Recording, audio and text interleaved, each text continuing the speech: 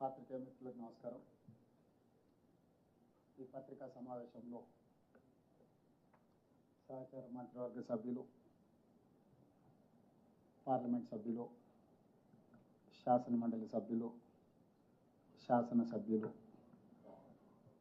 ఈ పత్రికా సమావేశంలో పాల్గొని కేంద్ర ప్రభుత్వం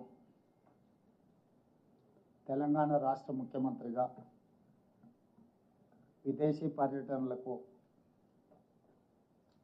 అనుమతి తిరస్కరించడానికి సంబంధించిన విషయాలు ఈరోజు మీడియా మిత్రులకు వివరించదలుచుకున్నాము.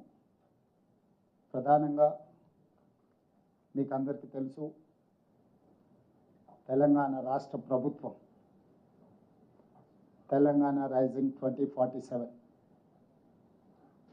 ఒక విధానాన్ని తీసుకొని వికసిత్ భారత్ 2047లో భాగంగా 100 సంవత్సరాలు స్వతంత్ర ఉత్సవాలను జరుపుకునే సందర్భానికి దేశ ఆర్థిక వ్యవస్థ $30 ట్రిలియన్ ఎకానమీగా మార్చాలని ఏ లక్ష్యంతోనైతే పనిచేస్తుందో రాష్ట్రాల కలయికనే కేంద్ర ప్రభుత్వము భారతదేశ సార్వభౌమాధికారానికి ప్రజాస్వామ్యం ఇచ్చిన స్ఫూర్తి. దీంట్లో భాగంగా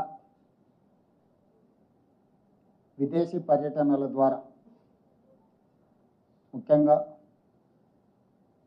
తెలంగాణ రైజింగ్ సంబంధించి తెలంగాణ రాష్ట్రాన్ని అభివృద్ధి పదం వైపు నడపాలన్న ఆలోచనతోటి విద్య, క్రీడలు, విదేశీ పెట్టుబడులను ఆకర్షించడం ద్వారా తెలంగాణ రాష్ట్ర ఆర్థిక పురోభివృద్ధిని ముందుకు తీసుకెళ్లాలన్న లక్ష్యంతో తెలంగాణ రాష్ట్ర ప్రభుత్వం ఒక ప్రణాళికబద్ధంగా కార్యాచరణను తీసుకొని ముందుకు వెళ్తున్నది. ఈ కార్యాచరణలో భాగంగానే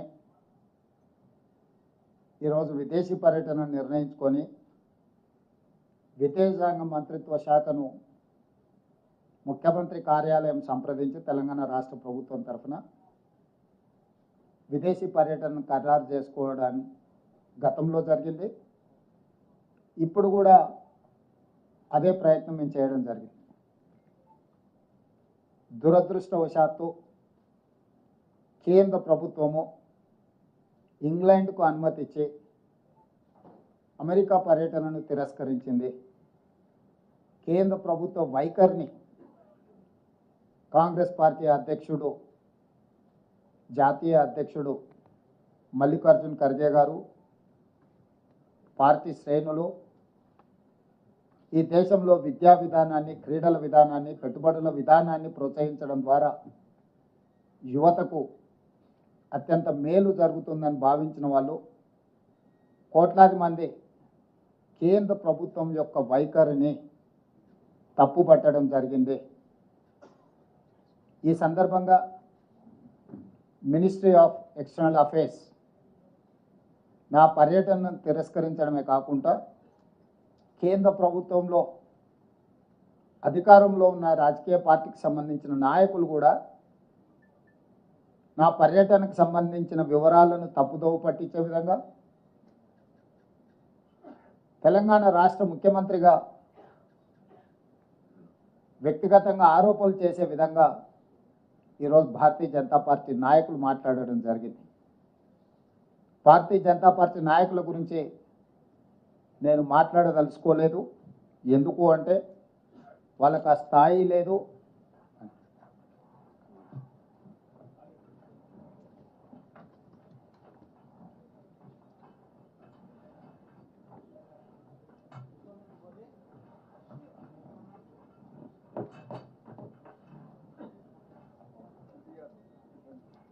సమావేశంలో ఉప ముఖ్యమంత్రి బట్టి విక్రమార్క గారు, పెద్దలు ఉత్తమ్ కుమార్ రెడ్డి గారు కూడా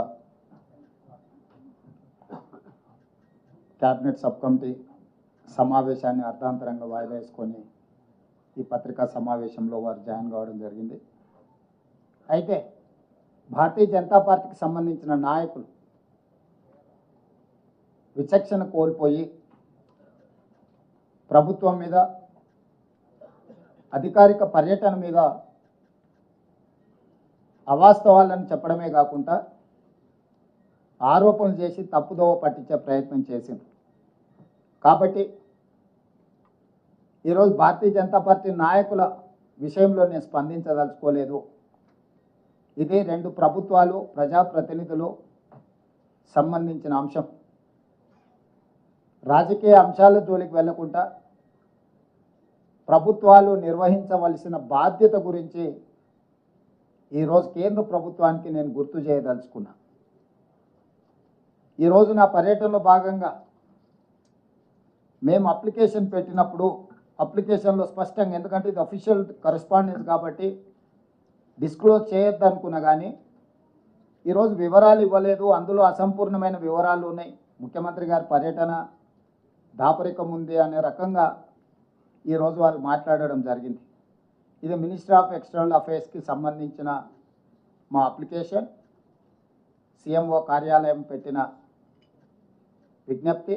ఇందులో purpose of visit, one-on-one meetings with the key stakeholders, prestigious world-class universities, leading sports institutions, investors, and potential strategic partners in USA. ఇందులో స్పష్టంగా విద్యకు సంబంధించి, క్రీడలకు సంబంధించి, తెలంగాణ రాష్ట్రంలో పెట్టుబడులకు సంబంధించిన పర్పస్ ఆఫ్ విజిట్ని ఈరోజు మేము తీసుకొని ముందుకు వెళ్తున్నామని స్పష్టంగా కేంద్ర ప్రభుత్వానికి అప్లికేషన్ పెట్టడం జరిగింది. The objective is to promote Telangana as a premier educational and sports hub and facilities collaborations and investment that can bring world-class universities, education institutes in Telangana. స్పష్టంగా ఒక స్పష్టమైన లక్ష్యం పెట్టుకొని తెలంగాణ రైజింగ్ 2047 యొక్క ప్రణాళికను తీసుకొని ముందుకు వెళ్తున్నామని కేంద్ర ప్రభుత్వానికి గతంలో కూడా నేను విదేశీ పర్యటనలకు వెళ్ళినప్పుడు, అమెరికా కూడా పర్యటనలకు వెళ్ళినప్పుడు నేను కానీ, ఉప ముఖ్యమంత్రి గారు కానీ, ఇతర మంత్రులు విదేశాలకు వెళ్ళినప్పుడు పెట్టే ప్రొసీజర్ ఇది. క్రిస్టల్ క్లియర్గా వివరాలు అందించడం జరిగింది. వాళ్ళు ఏమన్నారు? Ministry of external affairs has examined the proposal, clearance from political angle is decline. Last టైంలో సింపుల్గా రిప్లై చేశారు. Ministry of external affairs has examined the proposal, clearance from political angle is decline. ఇది వాళ్ళ రిప్లై. సో రాజకీయ పరమైన నిర్ణయాలతో మేము మీ పర్యటనను తిరస్కరిస్తున్నామని చెప్పారు. What is the political reason? I wanted to ask Narendra Modiji, you have visited many countries. మీరు ఎన్నో దేశాలకు పర్యటనలకు వెళ్ళారు. మీరు కాదు, మీకు సంబంధించిన రాష్ట్రం నుంచి గుజరాత్ ముఖ్యమంత్రి భూపేంద్ర పటేల్ ఆగస్టు 17 నుంచి 24 వరకు ఈ నెలలోనే యుఎస్, కెనడాలో 8 రోజుల విదేశీ పర్యటనలకు వెళ్ళాడు. దేనికోసమో వైబ్రెంట్ గుజరాత్ 2047 అనే పాలసీ డాక్యుమెంట్ను ప్రమోట్ చేయడానికి, రోడ్ షోలు చేయడానికి గుజరాత్ ముఖ్యమంత్రికి మీరు అనుమతి ఇచ్చారు. నరేంద్ర మోడీ గారి స్వరాష్ట్రమైన గుజరాత్ ముఖ్యమంత్రికి వైబ్రెంట్ గుజరాత్ 2047 పెట్టుబడులను ఆకర్షించడానికి మీరు అనుమతి ఇస్తారు.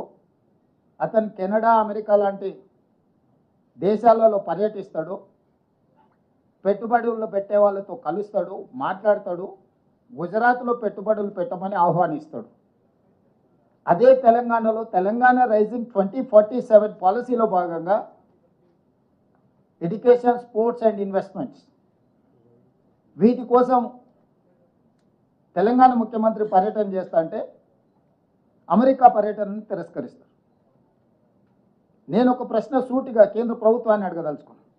నిజంగా నా విదేశీ పర్యటనలో విషయం లేదు, లేకపోతే విషయాలు మీకు అందించలేదంటే ఇంగ్లాండ్కి అనుమతి ఎందుకు ఇచ్చిండ్రు? అమెరికాకు అనుమతి ఎందుకు తిరస్కరించిండ్రు? ఇంగ్లాండ్, అమెరికాకు రెండింటికి ఒకే విధానాలతోని, ఒకే అంశాలను తీసుకొని నేను విదేశీ పర్యటన చేసిన. ఇంగ్లాండ్లో నేను ఆక్స్ఫర్డ్ యూనివర్సిటీ వెళ్ళడం జరిగింది. ఆక్స్ఫర్డ్ యూనివర్సిటీ హైదరాబాద్కు టీంను పంపించి ఇక్కడ ఆక్స్ఫర్డ్ యూనివర్సిటీ స్టార్ట్ చేయడానికి పరిస్థితులను పరిశీలిస్తామని మనకు అష్యూరెన్స్ ఇచ్చారు. కేంబ్రిడ్జ్ యూనివర్సిటీకి వెళ్ళిన ఎంసీహెచ్ఆర్డి క్యాంపస్లో షార్ట్ టర్మ్ కార్యక్రమాలను నిర్వహించే విషయాన్ని వాళ్ళు పరిశీలిస్తామని మనకు అష్యూర్ చేశారు. భారత్ ఫ్యూచర్ సిటీలో ఆఫ్షోర్ క్యాంపస్ పెట్టడానికి కూడా మేము పరిశీలిస్తామని చెప్పారు. యూనివర్సిటీ ఆఫ్ లండన్ హైదరాబాద్లో లండన్ యూనివర్సిటీ ఆఫ్ క్యాంపస్ ఏర్పాటుకు అంగీకరించింది. సంబంధిత అధికారులను నేను కలిసిన లండన్ స్కూల్ ఆఫ్ ఎకనామిక్స్ వాళ్ళతో నేను మాట్లాడిన, వాళ్ళు హైదరాబాద్కి టీంలను పంపిస్తామన్నారు. అదేవిధంగా